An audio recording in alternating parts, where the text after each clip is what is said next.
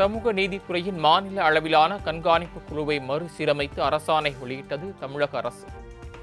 குழுவின் தலைவராக முதலமைச்சர் ஜோசப் விஜய் இருப்பார் என்றும் 9 அமைச்சர்கள் 7 நாடாளுமன்ற உறுப்பினர்கள் உள்ளிட்டோர் குழுவில் இடம்பெற்றுள்ளதாக அறிவிப்பு.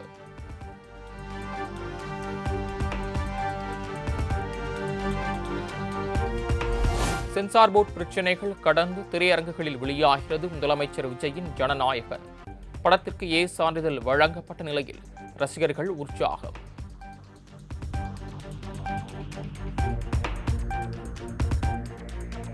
முதலமைச்சர் விஜயின் ஜனநாயகன் திரைப்படத்திற்கு ஏ சான்றிதழ் கிடைத்ததை தொடர்ந்து ஜூலை 24ஆம் தேதி வெளியாகிறது. தமிழ்நாடு திரையரங்கு உரிமையாளர்கள் சங்க தலைவர் திருப்பூர் சுப்பிரமணியம் மாலை முரசு தொலைக்காட்சிக்கு தொலைபேசி வாயிலாக பிரத்யேக தகவல்.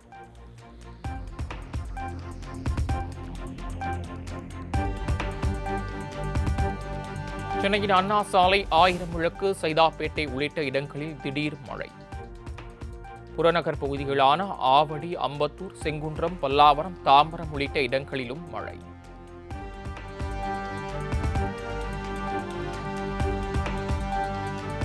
தமிழகத்தின் பல்வேறு மாவட்டங்களில் திடீர் மழை. கடந்த சில தினங்களாக வெப்பம் வாட்டி வதைத்து வந்த நிலையில் மழையால் இதமான சூழல்.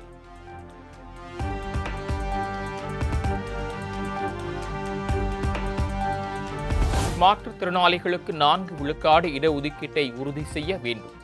கோரிக்கைகள் மீது உடனடியாக நடவடிக்கை தேவை என்றும் மாற்றுத்திறனாளிகள் நலத்துறை குறித்து ஆய்வுக் கூட்டத்தில் முதலமைச்சர் விஜய் உத்தரவு.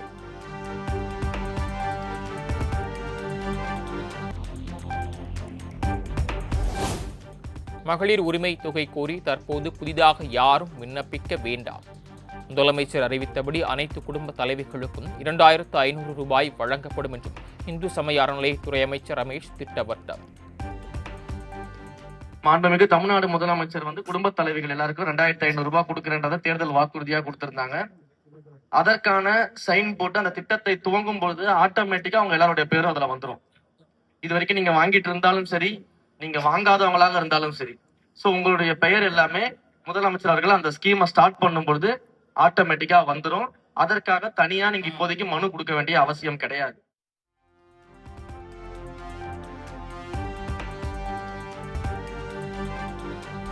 சென்னை குற்றப்பிரிவு டிஐஜியாக இருந்த வருண்குமார் ஈரோடு சிறப்பு அதிரடிப்படைக்கு மாற்றம் செய்து தமிழக அரசு உத்தரவு. சென்னை குற்றப்பிரிவு டிஐஜியாக விக்ரமன் ஐபிஎஸ், பள்ளிக்கரணை, தாம்பரம் துணை ஆணையராக ரகுபதி ஆகியோர் நியமனம்.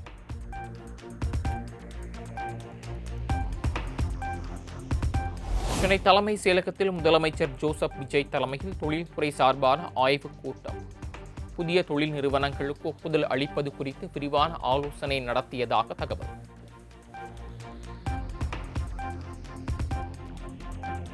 நெல்லை கங்கை கொண்டான் தொழிற்பூங்காவில் சுமார் 15,000 கோடி ரூபாய் முதலீட்டில் மின்கல ஆற்றல் சேமிப்பு அமைப்பு உற்பத்தி ஆலைக்கான புரிந்துணர்வு ஒப்பந்தம். சுமார் 2670 பேருக்கு வேலை கிடைக்கும் கையிலான ஒப்பந்தம் முதலமைச்சர் விஜய் முன்னிலையில் கையெழுத்து.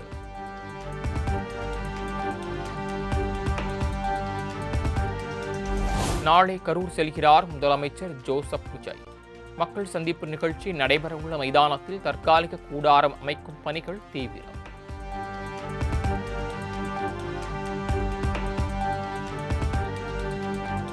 கரூரில் நாளை காலை 11:30 மணிக்கு மக்கள் சந்திப்பு நிகழ்ச்சியில் பங்கேற்கிறார் முதலமைச்சர் விஜய்.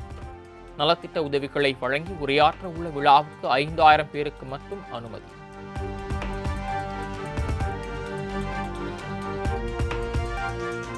கரூரில் நாளை நடைபெறும் விழாவில் 32 பேருக்கு கருணை அடிப்படையில் பணியாணை வழங்குகிறார் முதலமைச்சர். பல்வேறு அரசு துறைகளின் கீழ் பணியாற்றும் வகையில் 32 நபர்களுக்கு பணியாணை வழங்குகிறார்.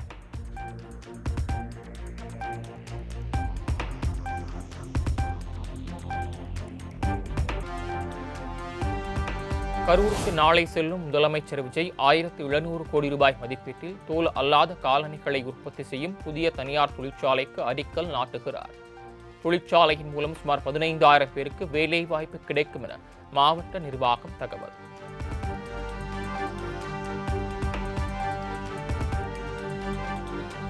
கரூரில் முதலமைச்சர் விஜய் நாளை ரோட் ஷோ செல்ல திட்டமிட்டுள்ளதாக தகவல். மாநகர் பகுதியில் சாலையின் இருபுறமும் தடுப்புகள் அமைக்கும் பணிகள் மும்முரம்.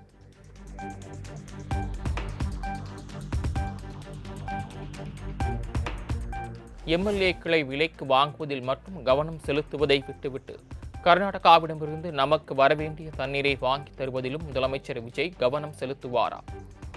நீர் வேண்டுமென தமிழக அரசு தரப்பில் யாரும் கேட்கவில்லை என கர்நாடக மாநில நீர்ப்பாசன அமைச்சர் ராமலிங்க ரெட்டி தெரிவித்த கருத்துக்கு பதிலடி.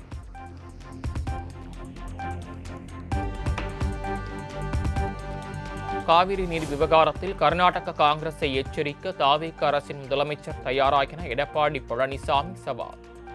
ஜூன் ஜூலையில் கர்நாடகா தமிழகத்திற்கு தர வேண்டிய பங்கு நீரை பெற்றுத்தர முதலமைச்சர் விஜய் நடவடிக்கை எடுக்க வேண்டும் என்றும் வலியுறுத்தார்.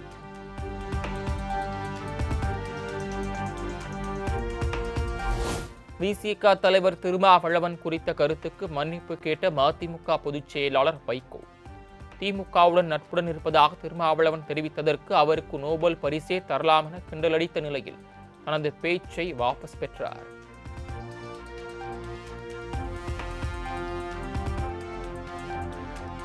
நடந்து முடிந்த சட்டமன்ற தேர்தலில் போட்டியிடாமல் புறக்கணித்து விடலாமா என்றெல்லாம் நினைத்ததாக மதிமுக பொதுச் செயலாளர் வைகோ பேச்சு. தேர்தலில் போட்டியிடவில்லை என்றால் கட்சிகளின் பதிவு ரத்து செய்யப்படும் என தேர்தல் ஆணையம் தெரிவித்ததால் போட்டியிட்டதாக செய்தியாளர்களுக்கு பேட்டி.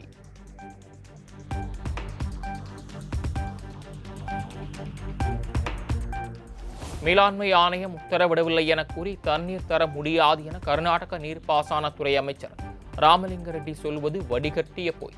காங்கிரஸ் ஆட்சியாளர்கள் கர்நாடகாவை நிர்வகிப்பது நாட்டின் சாபக்கேடு என்றும் இபிஎஸ் கடும் விமர்சனம்.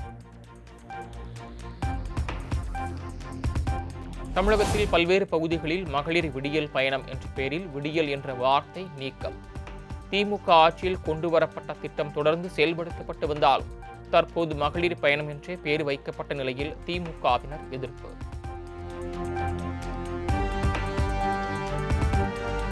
சென்னை அதிமுக தலைமை அலுவலகத்தில் தேர்தல் தோல்வி குறித்து கிருஷ்ணகிரி, தருமபுரி நிர்வாகிகளுடன் அதிமுக பொதுச் செயலாளர் எடப்பாடி பழனிசாமி ஆலோசனை. கூட்டத்தை முன்னாள் அமைச்சரும் ஒசூர் தொகுதி எம்எல்ஏவுமான பாலகிருஷ்ண ரெட்டி புறக்கணித்ததால் அதிமுகவுக்குள் சலசலப்பு. விழுப்புரம் மாவட்டம் திண்டிவனத்தில் நடைபெற்ற அதிமுக நிர்வாகிகள் கூட்டத்திற்கு முன்னாள் அமைச்சர் சி.வி. சண்முகத்திற்கு அழைப்பு விடுக்கவில்லை என குற்றச்சாட்டு. மாவட்ட செயலாளர் பசுபதி ஆதரவாளர்கள் சி.வி. சண்முகத்தின் ஆதரவாளர்கள் வாக்குவாதத்தில் ஈடுபட்டதால் பரபரப்பு.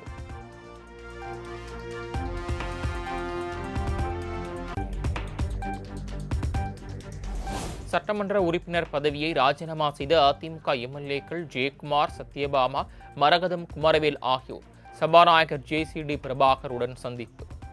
எழுத்துப்பூர்வமாக கேட்கப்பட்ட கேள்விகளுக்கு மூவரும் கைப்பட எழுதி விளக்கம் அளித்துள்ளதாக தகவல்.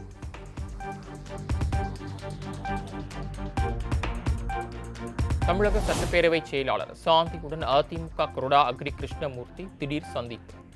அதிமுகவிலிருந்து ராஜினாமா செய்த எம்எல்ஏக்கள் மீது கட்சி தாவ நடவடிக்கை கோரி புகார் அளித்த நிலையில் பேச்சுவார்த்தை. அதிமுகவிலிருந்து 2 பேர் போனால் கட்சி அழிந்து போய் விடாது என முன்னாள் அமைச்சர் ஆர்.வி. உதயகுமார் பேச்சு. வரப்போகும் இடைத்தேர்தலில் மக்கள் நிழல் எது நிஜம் எது என கண்டறிவார்கள் என்றும் நம்பிக்கை.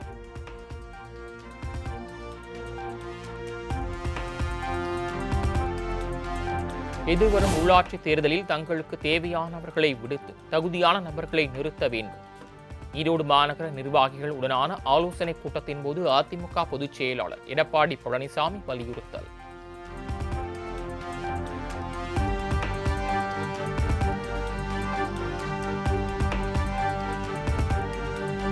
சொத்து தகராறில் சகோதரர் மற்றும் சகோதரரின் மனைவி அமைச்சர் மரிய வில்சன் தாக்கியதாக தொடரப்பட்ட வழக்கு.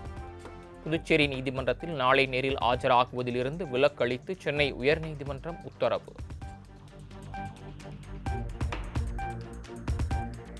தமிழகத்தில் உள்ள அரசு பள்ளிகளில் போதுமான கழிவறை வசதி உள்ளதா என பள்ளிக் கல்வித்துறைக்கு உயர்நீதிமன்ற மதுரை கிளை கேள்வி. அரசு பள்ளிகளில் தூய்மை பணியாளர்கள் பணியமர்த்தப்பட்டுள்ளார்களா என்பது உள்ளிட்ட விவரங்களை தாக்கல் செய்ய உத்தரவு.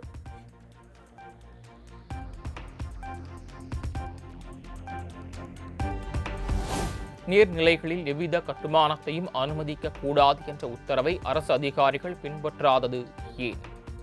மதுரை மாட்டுத்தாவணி பேருந்து நிலையம் அருகே கண்மாய் நீர்நிலை பகுதியில் பேருந்து நிழற்குடை அமைக்க தடை விதித்து மதுரை கிளை உத்தரவு.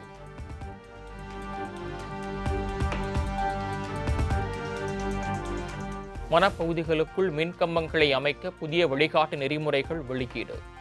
மரங்கள் அதிகம் வெட்டப்படுவதை தவிர்க்கும் வகையில் அனைத்து மாநில தலைமைச் செயலாளர்களுக்கும் சுற்றறிக்கை அனுப்பியது மத்திய சுற்றுச்சூழல் அமைச்சகம்.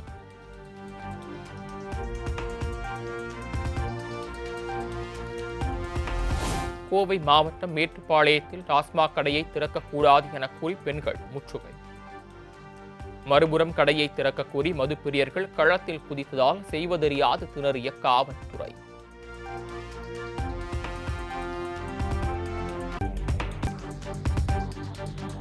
திருவள்ளூர் மாவட்டம் பொன்னேரி அருகே தனியாருக்கு சொந்தமான ஹார்ட்வேர்ஸ் கடையில் திடீர் தீ விபத்து.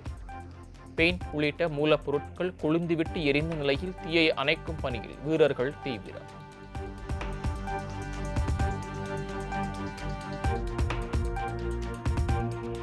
மேட்டுப்பாளையம் பில்லூர் அணையிலிருந்து 3வது நாளாக வினாடிக்கு 6000 கன அடி நீர் வெளியேற்றம். அணையிலிருந்து அதிகப்படியான தண்ணீர் திறக்கப்படுவதால் பவானி ஆற்றில் திடீர் வெள்ளப்பெருக்கு.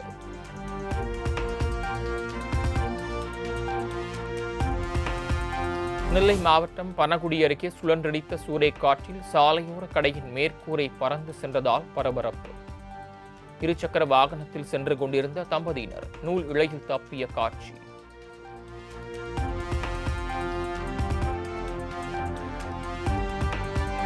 சென்னையில் தங்கத்தின் விலை காலையில் சவரனுக்கு 240 குறைந்த நிலையில் மாலையில் 800 ரூபாய் உயர்வு. தங்கம் ஒரு சவரன் 1,06,560 ரூபாய்க்கும் 1 கிராம் தங்கம் 13,320 விற்பனை.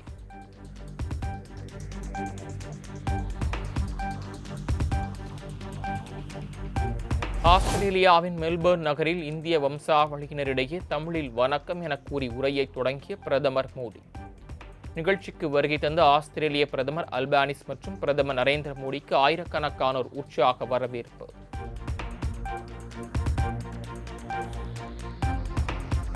இந்தியர்களின் இதயங்களை கவர்ந்தவர் ஆஸ்திரேலிய பிரதமர் அல்பானிஸ். பிரதமர் மோடியின் வேண்டுகோளை ஏற்று ஆஸ்திரேலிய பிரதமருக்காக கைபேசிகளை ஒளிரச் செய்து இந்திய வம்சாவளியினர் மரியாதை.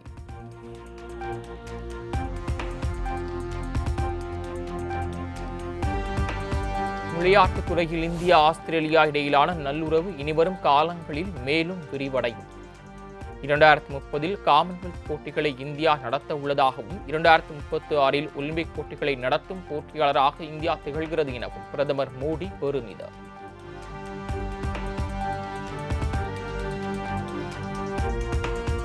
இந்தியா எங்களுடன் இருப்பதால் ஆஸ்திரேலியா இன்னும் சிறந்த நாடாக விளங்குவதாக ஆஸ்திரேலிய பிரதமர் அந்தோனி அல்பனீசு பேச்சு. ஆஸ்திரேலியாவுக்கும் இந்தியாவுக்கும் இடையிலான உயிர்ப்புள்ள பாலமாக மோடி விளங்குவதாகவும் நிகழ்ச்சி.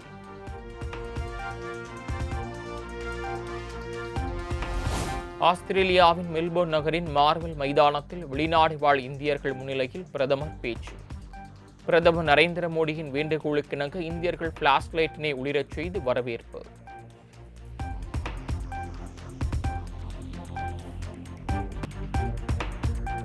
கேரள மாநிலம் கோழிக்கோடு ரயில் நிலையத்தில் 100 ஆண்டு பழமையான கடிகார கோபுரம் இடிந்து ரயில் விபத்து. நல்வாய்ப்பாக பயணிகள் யாருக்கும் காயமோ உயிர் சேதமோ ஏற்படவில்லை என ரயில்வே நிர்வாகம் அறிவிப்பு.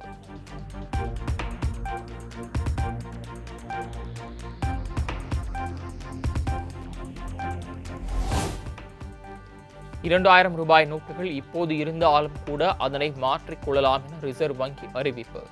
அஞ்சல் துறை மூலம் ரிசர்வ் வங்கிகளில் கொடுத்து மாற்றிக் கொள்ளலாம் என ரிசர்வ் வங்கியின் தலைமை மேலாளர் வெளியிட்ட தகவல்.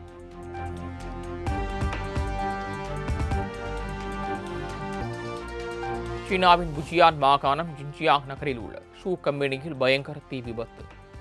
34 தீயணைப்பு வாகனங்களில் 200க்கும் மேற்பட்ட தீயணைப்பு வீரர்கள் தீயை அணைக்கும் பணியில் ஈடுபட்ட நிலையில் ஏராளமானோர் உயிரிழந்திருக்கலாம் என தகவல்.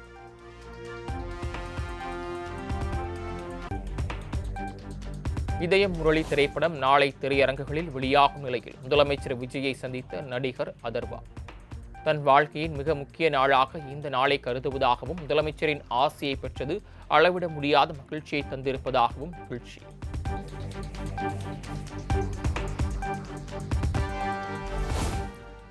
கட்டா குஸ்தி 2 2ஆம் பாகம் திரையரங்குகளில் 2வது வாரமாக வெற்றிகரமாக ஓடி வரக்கூடிய நிலையில் சென்னையில் வெற்றி விழா கொண்டாட்டம். நடிகர் விஷ்ணு விஷாலுக்கு BMW கார், இயக்குனர் செல்லா ஐயாவுக்கு 10 சவரன் தங்க நகை என தாராளம் காட்டிய தயாரிப்பாளர் ஐசரி கணேஷ்.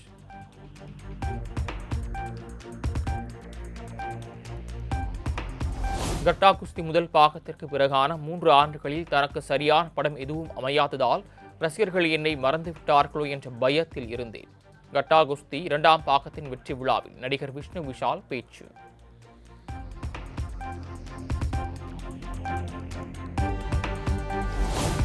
தமிழ் சினிமாவில் பாடகியாக களம் இறங்குகிறார் பிரபல வில்லுப்பாட்டு கலைஞர் மாதவி.